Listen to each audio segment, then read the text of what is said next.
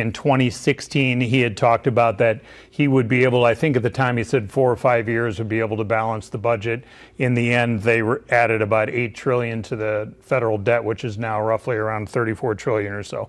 What is something practical you can tell folks about when is a balanced budget possible? Is that something that can even happen in one term? Does that take you to the second term? And can you give them something concrete and maybe even a little bit simplistic to figure out how you're going to make that kind of sizable cuts? Yeah, well, first of all, Trump didn't just promise a balanced budget. He said he would eliminate the national debt.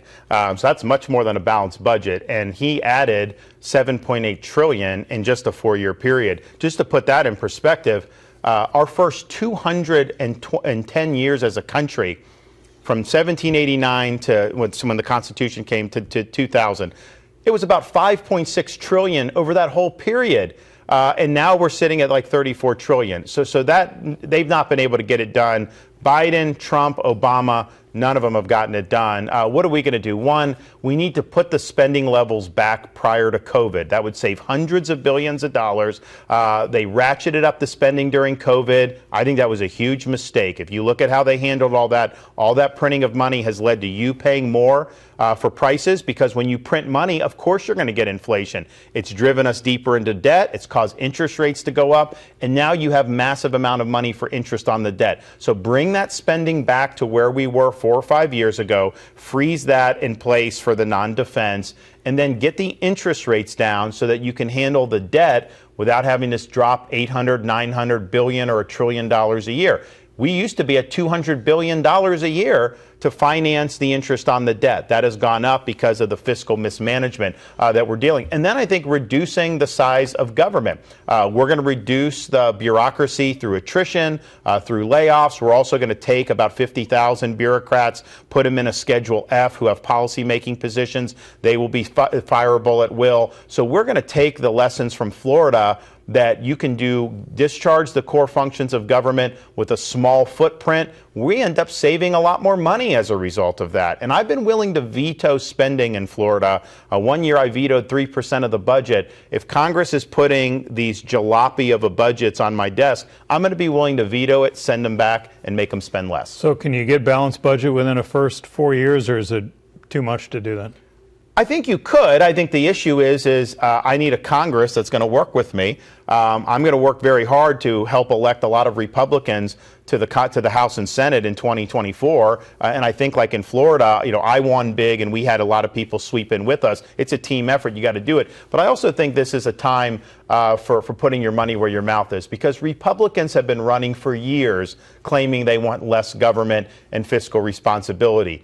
They haven't really delivered it in Washington for an awful long time. I think the last time we've had a balanced budget was in the late 90s when you had a Republican Congress. Haven't seen much there. So at some point, you've got to deliver on being fiscally responsible. The Democrats are honest about what they want to do. They just want to tax and spend. They don't make any bones about that. Republicans have been promising fiscal responsibility and have failed to deliver. We delivered it in Florida, and we'll deliver it. But here's one thing I do think we just need to look long term.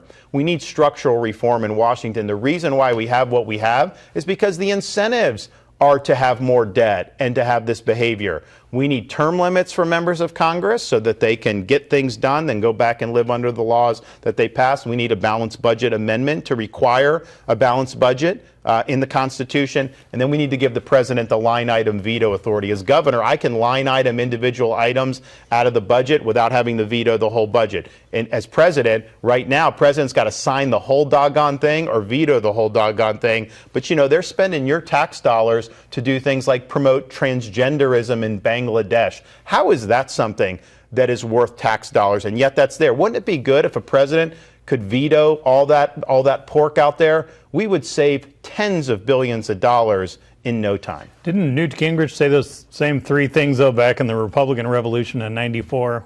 Yeah, but here's the thing: they were one vote away from a balanced budget amendment. They passed the line item veto. It got struck down by the Supreme Court. Supreme Court said you can't do it statutory. And term limits is the most popular thing. But here's what I'm going to do. I'm not going to try to do it through Congress because I know Congress isn't going to do it. We'll do it through the states under the Article 5 of the Constitution. Florida has already certified these. Other states have certified it. I'll use the bully pulpit to work with the states to be able to certify amendments. It's perfectly in the Constitution, and it's because the Founding Fathers realized if you want to reform the nation's capital, a lot of times the swamp critters aren't going to want to be the ones to do it, so you got to go around them. Okay, I talked about the tax cuts before and got ahead of myself. Question coming in from Dubuque about the tax cuts from 2017. A chunk of these will expire in 2025, primarily the ones that had to do with personal income tax, not necessarily on the corporate side. As you look at what Republicans passed with Trump as president, Republicans controlling the chambers, what changes, if any, would you do regarding taxes? Or would you just extend them? Right. Look, we cannot allow taxes to go up. So we will make those rates permanent. On the personal side, people need to have certainty to know, particularly small businesses who oftentimes pay at that personal rate, that those are going to be the rates, and that's how we're going to go forward. We do not have a revenue problem in this country. In fact, 2022, I think it was the highest percentage of GDP we've had in revenue since World War II. We have a spending problem in this country, so we are not going to let those tax rates go up.